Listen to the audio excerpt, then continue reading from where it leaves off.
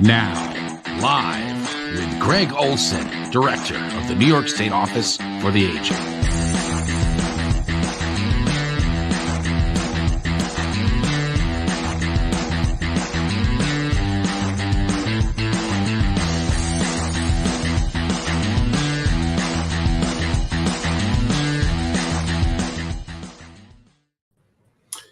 Well, hi, everybody. This is Greg Olsen. I'm Director of the New York State Office for Aging. Really excited to bring a couple of our friends and colleagues to the table today. I'll introduce them formally in a second.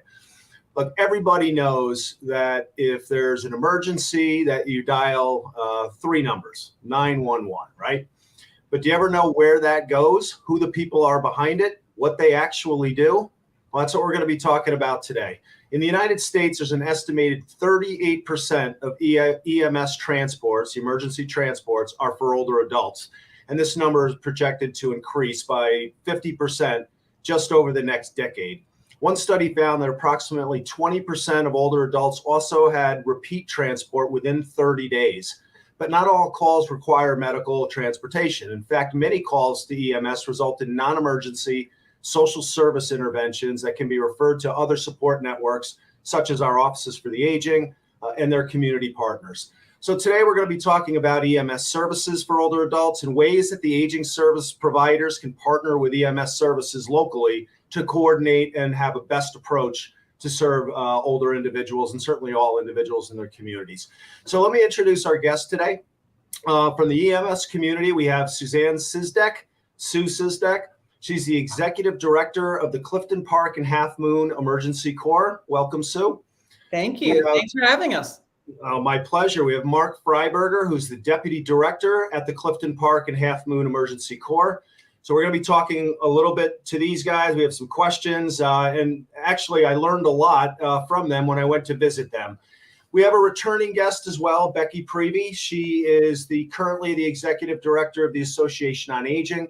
Prior to that, she was the director of Franklin County Office for Aging and really implemented, along with their emergency dispatch and 911 system, a really incredible partnership that helped avoid calls that weren't emergencies, get people what they needed, but also save the EMS not only a lot of money, but a lot of time where they could be potentially serving somebody else. So Becky, thanks for joining us to talk about that project as well.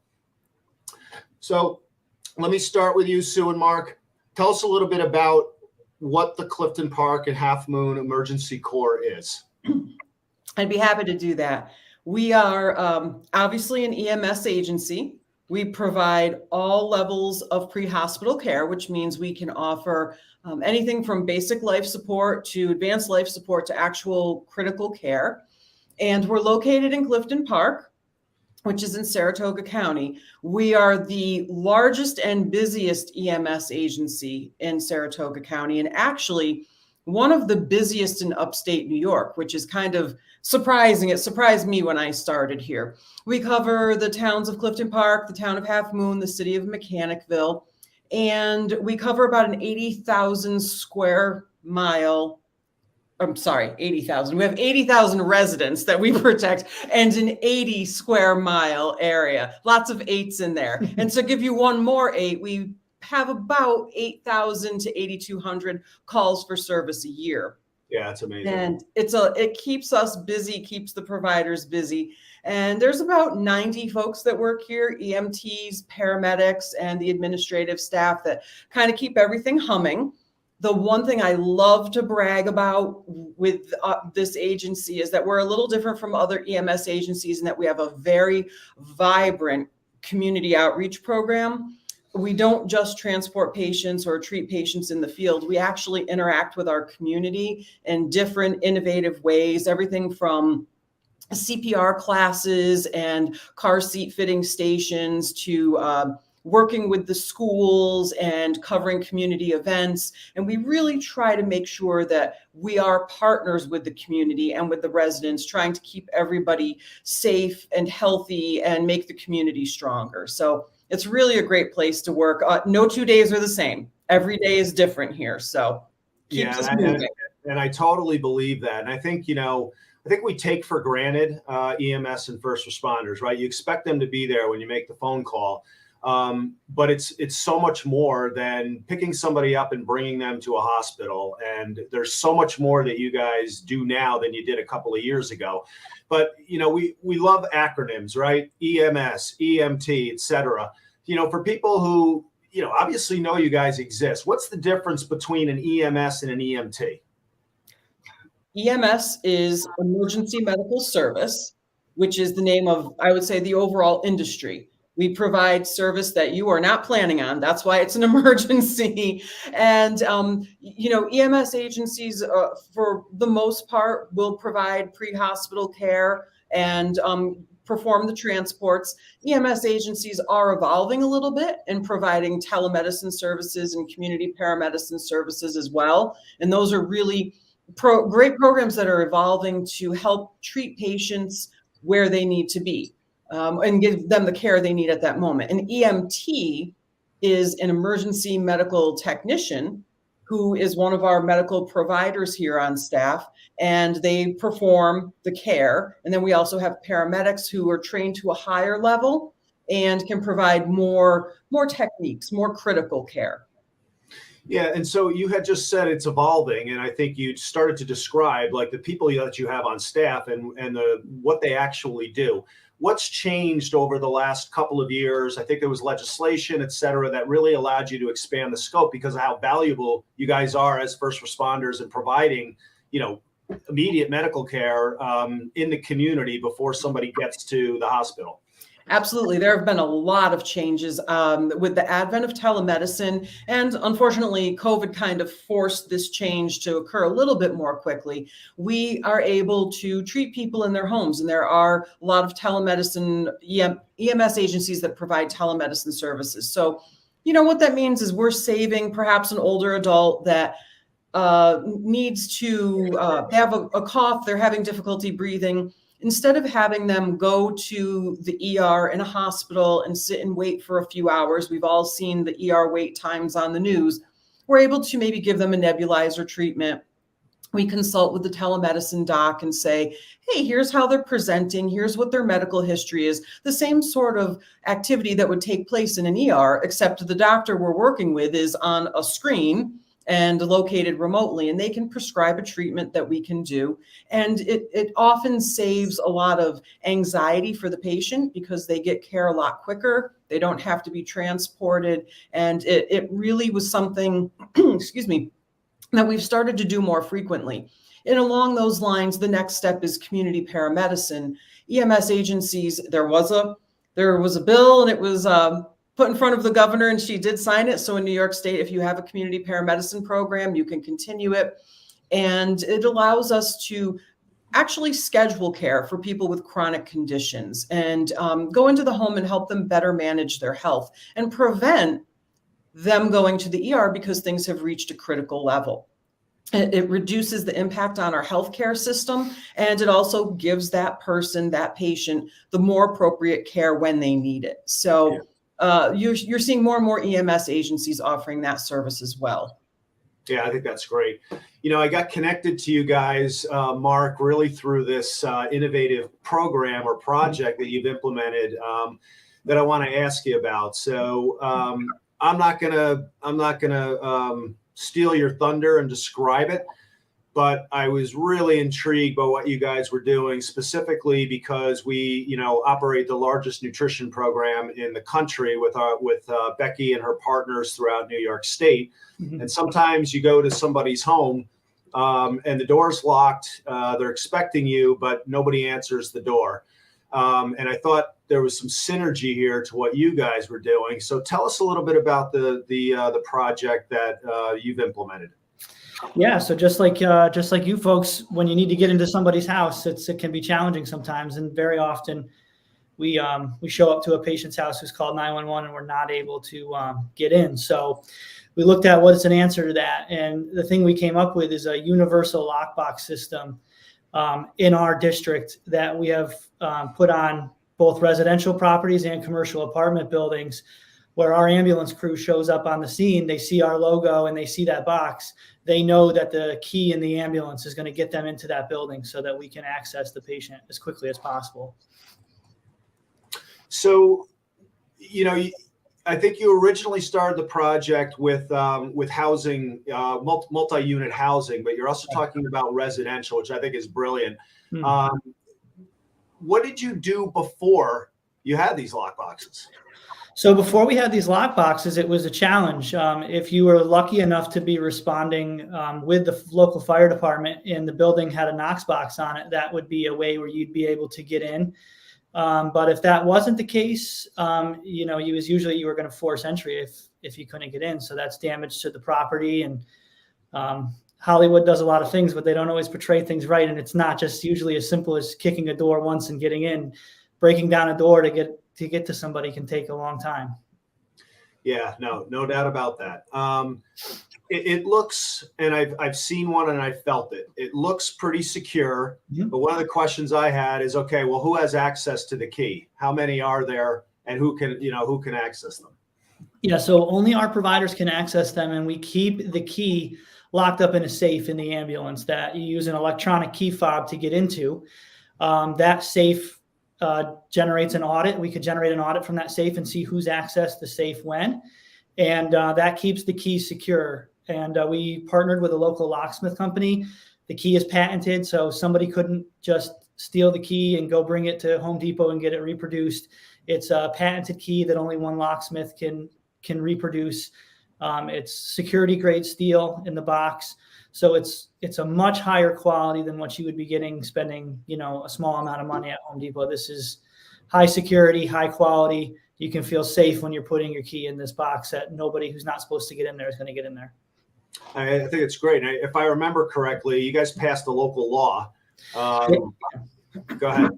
Yeah. So in the town of Clifton Park, we've been working with the 3 municipalities that we covered. And so far, the town of Clifton Park has been incredibly supportive of us. And they have amended their building code now, so that any commercial apartment building with a locking foyer that isn't staffed 24/7 is legally required to give EMS access to the building via this box here for us. So as more construction gets built and the community continues to evolve, we know that we're always going to have access to those buildings. And that's really great to have that behind us.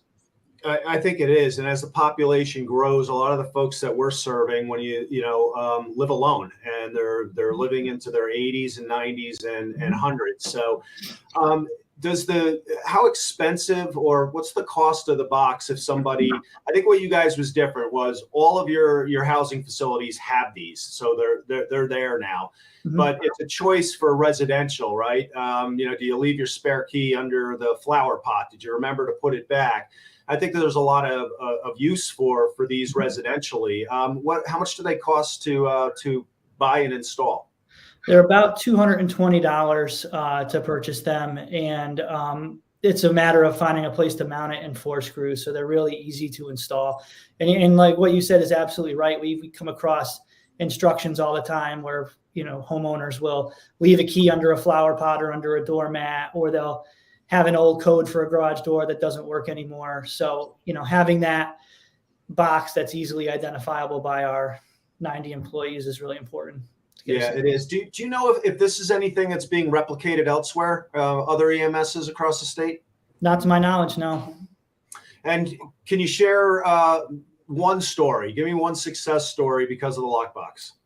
Yeah, so we've got probably 15 or 20 of these out in the community now, between the commercial buildings and the residential buildings that they're on, and crews are using them every day, right? And to me, the real win and the real success is when we have somebody that needs our help and we can get in and we can treat their medical needs quickly, right? Is a big success story for me. But then the other part of the equation is the majority of the patients that we're dealing with, that especially those that are falling, aren't injured. They're just unable to get up. So here you have somebody on a fixed income. They're just simply on the kitchen floor, let's say, and they can't get up. And I consider it a really big win when we didn't have to kick in the door for somebody on a fixed income. And now they're making costly repairs. We were able to just very easily get into the house and get them up off the floor and not incur any damages. So there's a whole medical side of it. That's a big win for us, where we're getting at patients in certain facilities much faster than we've been before. and we're saving people a bunch of money because we're not breaking windows or doors getting into a house. Yeah, no, thanks. I think it's amazing. Becky, not to put you on the spot, I was going to ask them about how we can partner better with our network to talk about not only what they do, but some of these innovative solutions. But I'm not going to ask them. I'm going to ask you. How can we go about doing a better job in connecting the EMSs? But there's got to be an EMS association with our network, not only for some innovative things like this, but to really kind of cross-train on what it is we do and, how to reduce some of those social calls like you were so successful in doing in Franklin County. So I think there's really a variety of ways. And, I had the distinct honor of being able to lead Franklin County Office for the Aging. And one of the things that we saw through our enhanced multidisciplinary team for elder abuse and neglect, which is a conglomerate of service providers, law enforcement, EMS, that really come together to talk about how to improve overall community health for older individuals and how to protect them. And we identified exactly what Sue spoke to, that a lot of individuals that were over the age of 60 were calling 911 because it was the last resource that they had available. So whether that be their phone was disconnected and 911 was the only call that they could make, to their heat had been shut off, or a lot of caregiver breakdown issues. And you see this in the healthcare system, where patients are actually brought to an emergency department with no medical issue. It's just that the family cannot take care of them any longer and they hit a breaking point. So we identified the issues. And on the flip side, we knew that in Franklin County, which is home to about 51,000 people, we had 10,000 people over the age of 60 that we were serving in some capacity, way, shape, or form, a lot with considerable chronic conditions, cognitive impairments, or other needs. And so we came up with this really amazing partnership where every single dispatcher in the 911 system was trained on social service interventions, what Office for the Aging could do. And at the same time, with the consent of our registered clients, anyone that was receiving a service through my office, we would collect information, a broad spectrum of information. So if one of our individuals contacted 911, the dispatcher in real time would see on the screen, this is Mrs. Smith. She's a client of Office for the Aging. She is oxygen dependent. She has mobility issues and uses a wheelchair. She is intact cognitively or not intact cognitively. So the 911 dispatcher had so much information when that individual called 911 that we were already way ahead of the game. And the way the interventions worked is if an individual called 911, I'll use the social admission example. Caregiver calls 911, 6 o'clock on Friday evening. Mom's been sundowning. I can't do this anymore. She needs to go to the hospital. The dispatcher could then say, if I have a social worker contact you right now to come up with a plan and potentially do a home visit, would that fit your need, or do you need the intervention? 9 times out of 10, the individual would say, if a social worker can call me, that's fine with me. And we were able to pilot a program where we did exactly that. I would actually get a page in real time. If an individual had a social concern, I would contact them immediately. And then we could come up with a plan in the community. And we did those interventions for people that ran out of pet food, whose phones were disconnected, who had heat insecurity, who had food insecurity, who maybe needed durable medical equipment. And we were able to provide that intervention and then save that transport. On the flip side, if one of our individuals contacted 911, I also was notified. And therefore, if the home delivered meal driver went out and the person wasn't home, I could tell if they were transported to the hospital. And then we could go to the hospital to start the discharge planning process. So it was cross-referral information that was intensely beneficial from the patient standpoint, but also from the service provider intervention.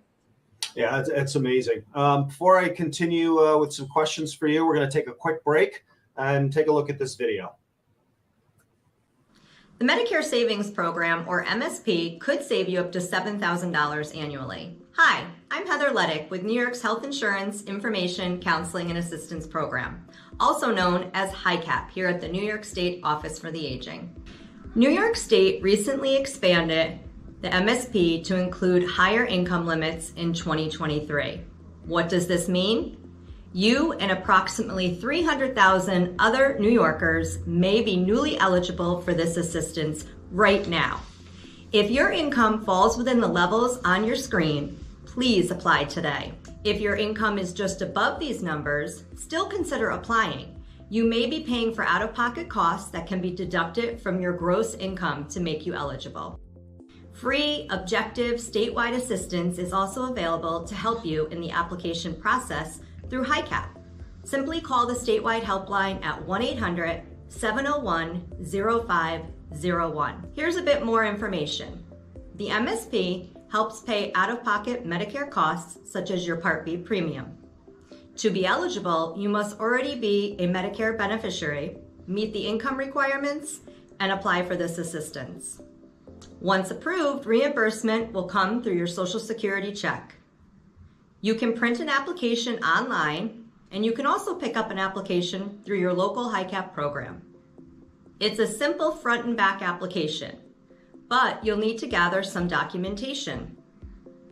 You'll need photocopies of your Medicare card, proof of income, documentation about health insurance premiums you pay other than your Medicare premiums, proof of your date of birth, and proof of residency.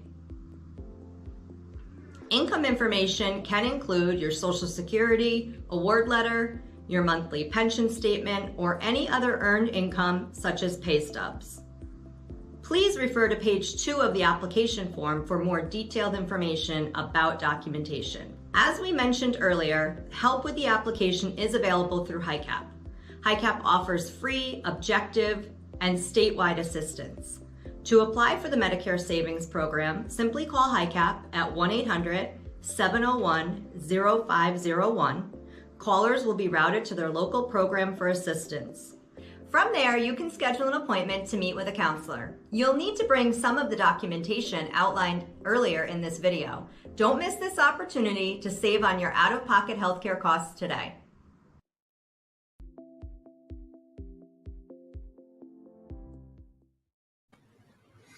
Well, welcome back, and thank you, Heather, so much for that message. I really encourage people to apply for the MSP. You can put up to $7,000 back in your Social Security checks over the course of a year. So, Becky, let's come back to you, and I'm going to ask Alex to put the New York State map up. So there's a big difference between, Clifton Park area where these guys are in. That is, just for folks that are watching, is just north of Albany and south of Saratoga. So that's kind of the area that we're talking about, versus Franklin County, which is extraordinarily rural. I'm sure the EMS does not have 90 employees, and I think I counted 8 trucks when I was at Clifton Park. So the partnership is just as important in an urban suburban area as it is a rural area. But tell us a little bit about your community and why this was such a benefit, not only to the customers you served, but also to emergency management staff themselves. So again, we have a beautiful, robust state. Most of it is actually considered rural. And in an area like Franklin, you have predominantly volunteer EMS providers. So these are traditionally people that have full-time jobs. They're volunteering their time and talents to not only get trained, but also to respond to calls.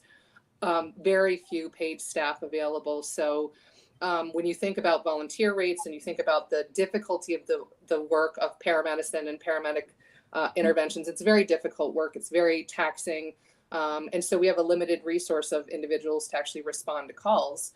And, the conversation that we had with local fire and EMS providers were that if they were gone to a call that was inappropriate for intervention, so if they went to a call because there was no other resource available and the individual didn't need a transport and there was a serious car accident in the other side of the county, that's a resource issue where you're going to have a much longer wait time for an EMT to actually get to you physically. So it made sense from that resource standpoint. From the AAA network standpoint, this makes sense because it saves our staff time and interventions on individuals that we potentially can't get to, and they aren't home for their home delivered meal, which you spend hours then trying to find them, et cetera. On the back end for the EMS service, a lot of these local fire departments are very resource depleted. They don't have a lot of money to support their ongoing operations. And so taking a truck out of the bay to go to a social call costs gas, they have to clean those vehicles. They have to bring it back to the to the house. And so on their side, one local fire department estimated over a 6-month period that they saved over $50,000 just because they weren't having to dispatch the trucks. And again, in the aging services infrastructure, we always want to think about person-centered care.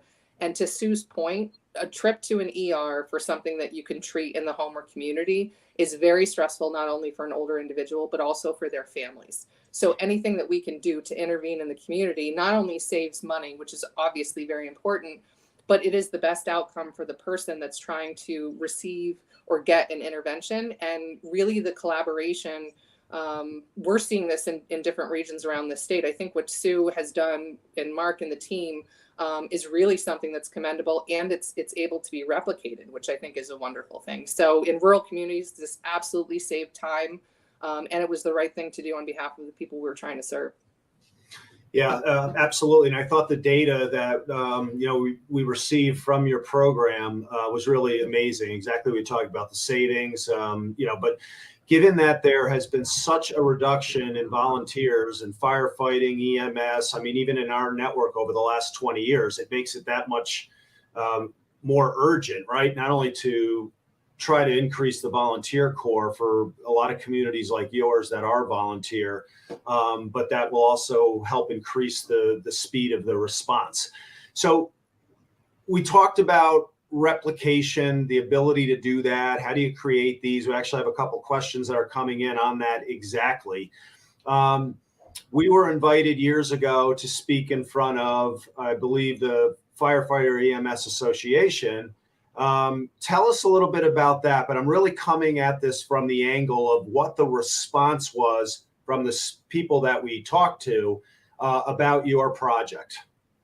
The response was overwhelming. So, I had developed this relationship with my 911 director, who was part of the State Fire Association board at the time, and presented to all these different units, and the response was overwhelming. And I think, we always talk in our networks about, silos, that this is the aging lane, this is the first responder lane. I think what we're learning is there are no lanes. Especially when you look at the population of the state of New York. We know that 1 in 4 individuals are going to be over the age of 60 in the next 10 years. Fastest growing segment of that population are those over the age of 80 who are going to have needs in the community. And what I heard from EMS and fire was that they yearned to know this information. They want the partnership to understand the calls that they're going to, but also how they can support individuals in the community. And what was really wonderful is that there are many times that there's individuals that might not accept services through county government or through an office for the aging. But if an EMT goes there for a lift assist, like Sue said, and that EMT can say, have you ever worked with the office for the aging? You could get a home delivered meal. You could get someone to come in and help with personal care. It became such a symbiotic relationship. And I can tell you just from previous conversations I've had with other areas, just this past week, I've had a couple counties reach out to say, how can we make this partnership happen? And I think we're ahead of the future on what medicine, EMTs, community-based organizations, what all of us need to do to support overall population health. But there is definitely an interest in every corner of the state for engagement between not only Office for the Aging, but also Department of Social Services or any human service provider that could provide an intervention. And I think, doing Facebook Lives, doing education, Sue and Mark doing their outreach is going to spread the word on how these relationships are possible and plausible. Yeah, absolutely. I have one question for the two of you before we open it up for the three of you, before we open it up for questions, but we're going to take another break on the Affordable Connectivity Program. We'll be right back. Hi, my name is Greg Olsen, and I'm the director of the New York State Office for Aging. Do you know what the ACP is? It's called the Affordable Connectivity Program. It's an FCC benefit program that helps ensure that households can afford the broadband they need for work, school, healthcare, and so much more. If you qualify for SNAP or HEAP, you qualify for this benefit automatically that will save you almost $400 per year. Eligible households can also receive a one-time discount of up to $100 to purchase a laptop, a desktop computer, or a tablet from participating providers if they contribute more than $10 and less than $50 towards the purchase price. The Affordable Connectivity Program is limited to 1 monthly service discount and 1 device discount per household. Please visit the website that you see listed below to see if you qualify for this really important benefit, and if you do, please sign up. Thanks, Alex. All right, so I'm going to ask from both of your lenses. One is on the EMS side, and one is on the Office for Aging side. Question came in, how do you actually replicate? So I'm going to ask a little bit more directly. From the EMS side, what is the right approach from maybe not just a county Office for Aging director? We have a lot of town and municipality programs that, you know, are outside of our lens. But if anybody wanted to kind of make a better connection, how would you suggest that they pick up the phone and reach out to you? Pick up the phone and reach out to us, quite honestly. No, we belong to a lot of community partnership collaborations, and we are always trying to, I think, let people know that EMS is developing a more expanded role. You know, we tend to be a little more aggressive here and looking for innovative projects. We were very lucky to get some seed money to start the Lockbox project. And, you know, that has opened up a lot of doors for us. And we're always looking to collaborate with other agencies. So I think from our perspective, we're being proactive, but other agencies, I would say, just reach out to your local EMS agency. Every county has an EMS, county level EMS coordinator. And there are regional councils as well. Do you have any suggestions? No, I think you hit it right on the head. Just, you know, reaching out there and, you know, asking questions. Don't be afraid to stop by the station. More often than not, you find people who love to talk about the programs they have. So well, I did that, and that's exactly true. And I love the pun, right? Your Lockbox has opened up a lot of doors. Yeah. Really There you go. Becky, from your perspective, both as you know, a past AAA director, but also in your current role representing the state, you know, what would you say based on your experience? Because you use data, and you know, you had a lot of partners that were able to describe what they were seeing and the problems associated with it, which led you to that reach out. Yeah, I mean, I think it's as simple as what Sue and Mark said, is you got to stop considering yourself in one service provision line, because I think specifically throughout COVID-19, we saw that all community-based organizations impact the medical system and vice versa. And so I think it starts with a conversation. And it starts with a conversation about, you know, how could we partner? What could work? I know I had some questions initially, you know, can we do this being HIPAA compliant, right? You can work through that through a consent process. And you can strengthen this relationship. You can make it look whatever you want to make it look like. I personally think what, you know, Sue and Mark are doing, what I was able to do in Franklin, I think that's a best practice, because I think it, you know, a rising tide lifts all ships. It helped me in the work that I did to know, you know, when my individuals were going to the hospital, did they need support with discharge planning, and vice versa. If we could prevent a call for EMS to go out on, that was a huge savings on resources that we were able to handle from a community-based perspective. And the partnership not only addressed those individual patients, but it also helped us collectively look at different grant fundings where there were other kind of spillovers that we could utilize between one another. And I shared with Sue previously when we were talking, the relationship worked both ways. And so I had an individual who needed an alternating pressure mattress due to some ulcers, and did not need to be transported anywhere, but I physically couldn't lift this patient out of the bed to put the pressure mattress on.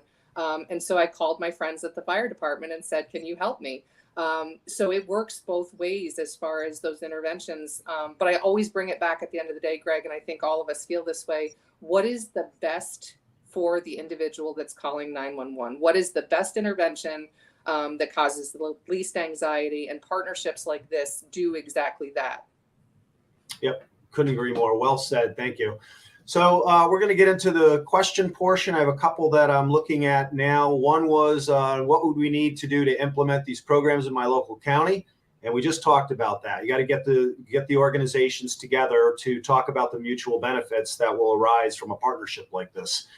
Somebody asked if they need to have, please address the need to have pertinent medical information available to first responders in an emergency. I have an envelope marked EMS on the refrigerator. I'll let you answer that one. Yeah, I mean, again, right? In any emergency, time is what you need. So having that information readily available. There's a lot of things we hear. You can stop by Clifton Park EMS and get a little magnet card that sticks on your refrigerator, and our folks know to look for those things. And it'll have name, date of birth, next of kin, medical history, all that stuff on it. So, you know, when time is of the essence, that information is readily available. So that is definitely a really important thing. And I know every time we see one of those magnets on the refrigerator, our crews are very happy that they had that information really quickly. So it is important. The only thing I would add to that, and Mark said it great, but make sure you update the information because that can be a problem. So yeah. How often would you suggest? I mean, obviously, if you're changing prescriptions and things like that, that's critical information if your health condition changes. But, you know, is it something you should be at least reviewing every 6 months unless something changes? Yeah, I would review that every 6 months unless something changes and just make sure, you know, and if God forbid, the first responders were ever at your house and maybe they didn't notice it, you know, try to find it and put it in a place where it's easy to locate. Those kind of things. Okay. Thank you. As a guardian, how can I help foster this partnership? So I'm assuming you're a court-appointed guardian to somebody else. I think regardless of what you do or not, I think the idea was from these folks to identify, depending on where you live, your Office for Aging, your EMS people, maybe there's other senior and social services, and get together and have a conversation about, you know, working more closely together and what the benefits of those things are. Why did I choose to discuss this topic? Is this a statewide issue? It absolutely is a statewide issue. I think, again, we long think of, you know, 911 and EMS, or at least somebody like me that's not working in it every day, is you call 911 and they take you to the hospital. That is not it anymore. And you could hear the tasks and the intricacies of the care that's being provided. Fentanyl overdoses you guys can handle, intubations. I mean, it was really amazing. So I got connected to these guys through that lockbox idea and then got a tour and just sat down and learned a lot more about how valuable these first responders are. So we wanted to do something to really highlight what Clifton Park was doing because it was so amazing, but also that there's EMSs elsewhere that may not have the same resources, that are looking for volunteers and additional partnerships that potentially could replicate what Clifton Park is doing or what Becky did in Franklin. What information can AAAs give EMS to better serve older adults? I think any and all. I think education was probably number one in the pilot that we did. When I trained the dispatch staff, not only did they come away saying, I had no idea there were this many services available in the community. I had many of them that reached out and said, I personally am a caregiver. Can you help me? So I think, you know, even the lowest hanging fruit is for the AAA to present to the EMS on the services that they provide very broadly, what we can do for interventions for individuals, and offer to provide our assistance in these difficult cases, which is already happening through the multidisciplinary teams. And then I think you formalize the partnership with whatever works within your construct. But I think education is very, very low budget, very high yield. It's a conversation and a training platform that benefits first responders, dispatchers, and it also makes the job of that first responder way easier because they now have a tool belt that they can provide other than just an intervention in the instance. They can then say, you can get, you know, a personal emergency response system through your local Office for the Aging. So I think the educational component is a really low lift and is really, really beneficial for both systems. Yeah, and I think to build on that, Becky, EMS systems are hungry for this information, right? And it's important to remember that the paramedics don't want to be taking people to the hospital who don't need to go there any more than the AAA wants them to do that. So I think you would find very quickly that offering this information, they're really hungry for it and would be excited to learn what other options are at our disposal. Yeah, and to build on that a little more, I mean, we're focusing because our network, starts with the AAAs. There are many, many other community-based organizations that provide services to older adults and their families. And the same education needs to happen, because if you have an emergency in a particular area, and that's I'm going to say the town of Bethlehem has programs and services there, to have that, that specific community organization is important as well. We have another question. I thought I saw one come up, or was it just a comment that somebody had done something similar in Oneida County? There it is. We set up a similar program in Oneida County with special emphasis on autism and disability and veterans. That's great. Many of these clients have difficulties going to a hospital or even a doctor's office. We set up with an urgent care and convac EMS. That's awesome. All right. Well, I think I live in an apartment complex. How would my building arrange a locker box program with EMS? So I think it depends on the EMS district you live in. If it's in Clifton Park, Halfmoon EMS district, we have an email address. It's real easy, lockbox@cphmems.org.